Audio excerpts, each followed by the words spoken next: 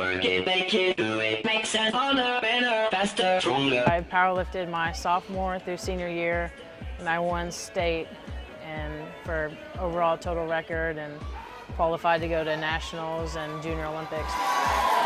It's an individual sport, so I knew that however hard I worked was the outcome I was going to get. Amber Sadler got what she put in. Hard work and 1,245 pounds in weights later, and she had broken the 15-year-old Texas record in powerlifting. But why stop at weights? We had gotten a lead on a really good hitter out at, who was going to be at a tournament over in McKinney, Texas. And when we showed up there, of course there were several other coaches there. I think Baylor was there, Texas A&M was there. And in Amber's first at bat, she hit a ball to the wall and had like a slide in a second double, and I had turned to Eric, our assistant coach, and said, hey, we got to talk to her. Of course, we had to wait our turn, and at the end of the day, you know, we met with Amber and her folks, and they came for a visit, and we told her that we'd like to have her come play for Southeastern. And that afternoon on their ride home, she called back up and said, hey, I'm in. And let me tell you, we've been tickled to death to have her. I mean, she's just a treat to have around, not to mention her power and explosiveness at the plate. Power. Now there's a pretty word. And no better synonym for what Amber brings wherever she goes. She has a big name. Whenever you hear about Southeastern, you always think of Amber. It definitely gives your lineup a big bang.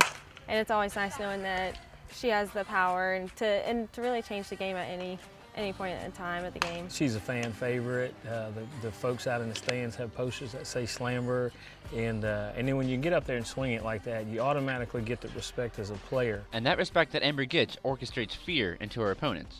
In the 2013 season alone, Amber finished 9th in the Southland with a .582 slugging percentage, and 4th in home runs, slamming in 11 home runs in total.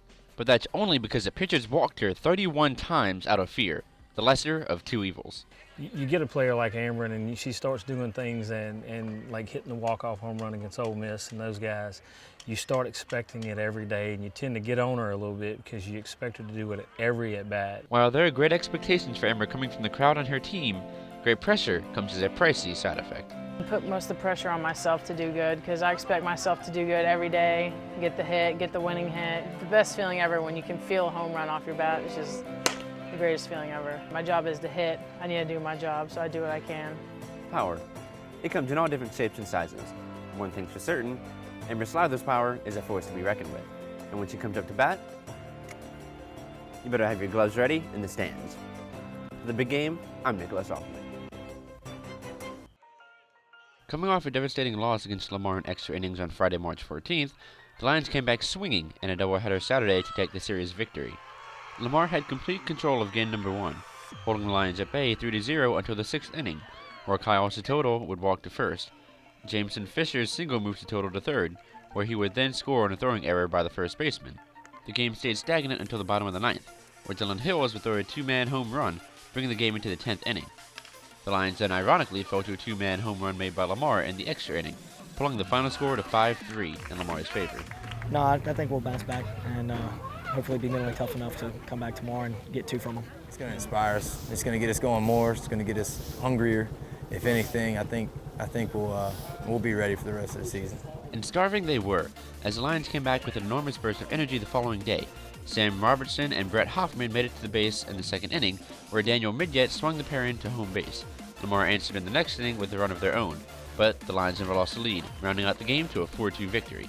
This win brought the Lions to a heated final game of the series. Lamar opened with a run against Lions pitcher Kyle Keller, only to have the Lions roar back with 4 runs on their return at bat. Sotolo hit a single, while Jacob Seward sacrificed him to second. Sotolo then scored on Andrew Godbold's single, who then in turn scored off a combination of Robertson's walk and Brett Hoffman's hit. Kenan Menard would force a walk to Hoffman home for the final run of the inning. Flash forward to the 5th inning, and the Lions add 3 more points to the board with back-to-back singles, a walk from Brooks Morris, and a double from Daniel Midget. With that, the Lions pulled off a clutch series win with a score of 7-6. With the Lions' win over Lamar, the record is brought to 11-8. And with plenty of games left this season, the Lions' optimism will surely only aid them in improving their record. What did the baseball gloves say to the baseball? For the big game, I'm Nick Othman, and I'll catch you later. While the Lions football season may be long over, the team has been undergoing changes and has been hard at work preparing for the 2014 fall run. With a batch of new players and a coordinator promotion, the team looks to prosper this spring training. As a unit, we're looking pretty good. We're flying around to the ball, and then everybody's kind of getting on the same page with the playbook, so it's looking good. Some of the new players include Florida's leading safety tackler Daquan Reddick and Arizona's all-state and all-regional performer Jalal Usazal. The Lions' new signing Tories don't stop with new recruits either. Chad Pobolis, former receiver coach, was promoted to offensive coordinator. It's good. He's actually the receiver. He was a receivers coach before, so we still know him and we're well acquainted with him, so the chemistry is already there. Because we're not transitioning so much from the offense that we already had, just a few more motions and a few position changes. So other than that, everything is going according to plan. The Lions also got a new defensive coordinator, Carl Scott, who was formerly the Lions linebacker coach and travel coordinator. Carl Scott was a key member last season, helping the Lions set an impressive 11-3 record, claiming the conference title for the first time since 1961 and getting to the football championship subdivision quarterfinals. It's good. We got a new defense coordinator, and some things are changing, but we're still, we're staying with the pretty much same concept of the defense. Not much is changing with us. Have a little tweaks every now and then, but the intensity is good. We're feeling good as a defense, as a unit. So, with all of the new changes to the roster and a dependable group of returners led by quarterback Brian Bennett and other noteworthy players such as Jeff Smiley, Jordan Barnett, and Deshae Landor, the Lions look to improve upon the legacy of their previous season. Oh yeah, of course, definitely can top it. We got over 53 people returning, so we got people who got experience and know what's going on. So I think that's what's going to help us out a lot. So we got guys that know what to do in crunch moments. So I definitely feel we can top it. I think every time we set out for the goals of the program on a yearly basis is to win the conference and compete for national championships. So that's our ambition. That's what we're aiming for, and that's what we're setting all our sights every day we come out to work for. A man took his girlfriend to her first football game.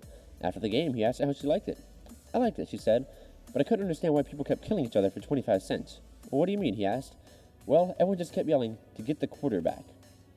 The spring football game is scheduled for April 12th. The Lions will try to take their victory and the quarter at noon. For the big game, I'm Nicholas Offerman.